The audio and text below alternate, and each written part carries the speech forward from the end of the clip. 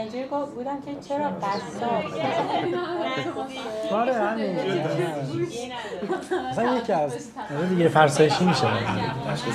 و اینا. بعد خب تو سنت هم میره بالا، تو ایران اینا باید در نظر بگیری و نزدیک 30 میشی و خب بسیار بالای مسئولیتی از خانواده، هزار تا جا روت هست، بخوای با خانوادت زندگی کنی اینجوری که درش که پذیرفته شده نیست که تو 30 سالت باشه و تو اتاق خانوادت باشی و مثلا نقاشی میکشی.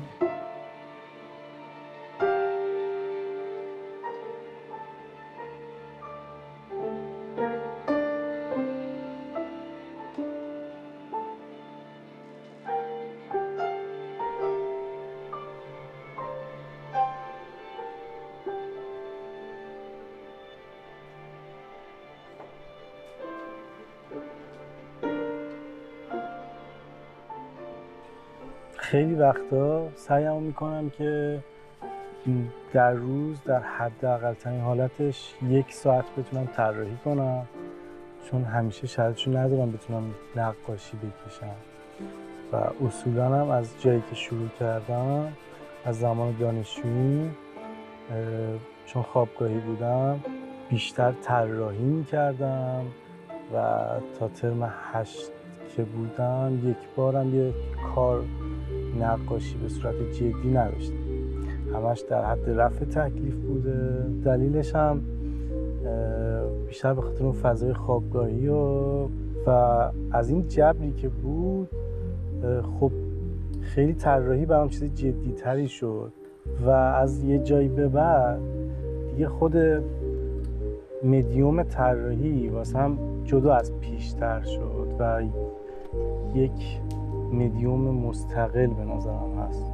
که میشه ارائهش داد، جدا از اینکه جدی گرفته بشه یا نشه.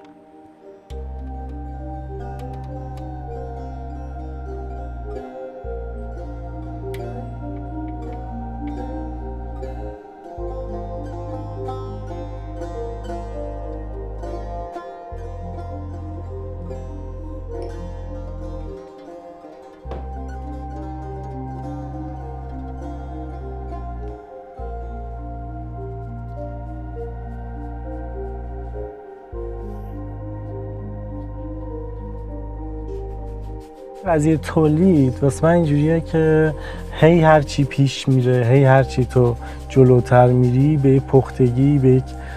انسجامی میرسی که هم ذهن تو آرومتره، هم یه انگیزه‌ای داری که فردا بلند میشی کار کنی، یه چیز از قبل بوده که ببریش جلو هلش بدی، نه اینکه دوباره از صفر شروع کنم. و نمیدونم پیشرفت چقدر توی این صنف یا حوزه معنا داره یا اصلا چیز تباهی ما توهمشو داریم، ولی به نظرم اون تداوم استمراره خیلی چیز مهمیه و مثلا حتی اگه در ماه یا یه تایم طولانی تری تو چیزی نتونی خروجی داشته باشی، ولی اینکه بتونی با همین انگیزه حتی تباه ببری جلو که بتونم بکشم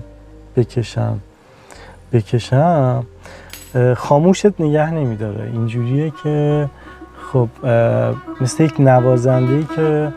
شاید سال‌ها هیچ قطعه‌ای تولید نکنه ولی همیشه نوازندگی میکنه دستش گرم باشه.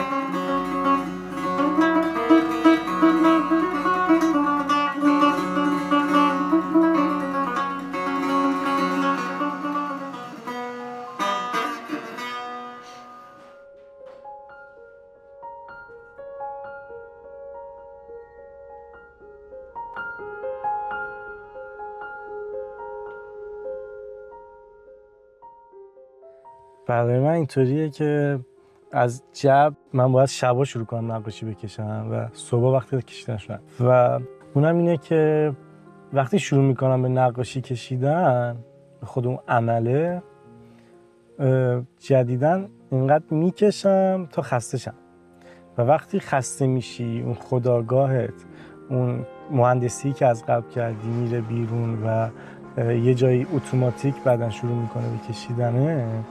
اونجا انگار خیلی رهاتر میتونی جلو بری و یه سرعت خیلی جالبی بهت میده که اینم خیلی واسه من جالب بوده از لحاظ تکنیکی و نقاشی‌بانی.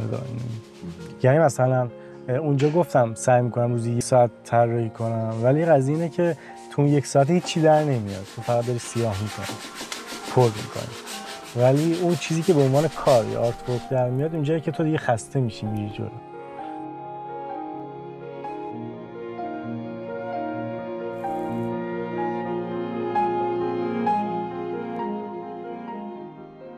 من قبل از اینکه شروع کنم به کشیدن نقاشی به این فکر نمی کنم که بتونم یک کار جدید خلق کنم.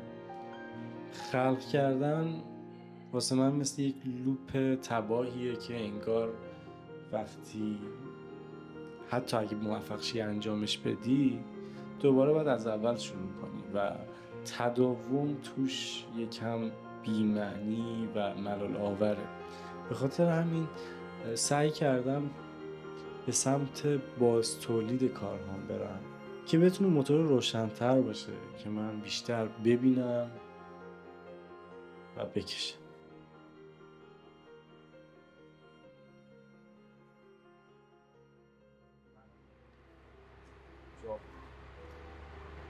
یا یه تجربه داشتم، گفت سجام اول صبح توی جوابم بود که بعضی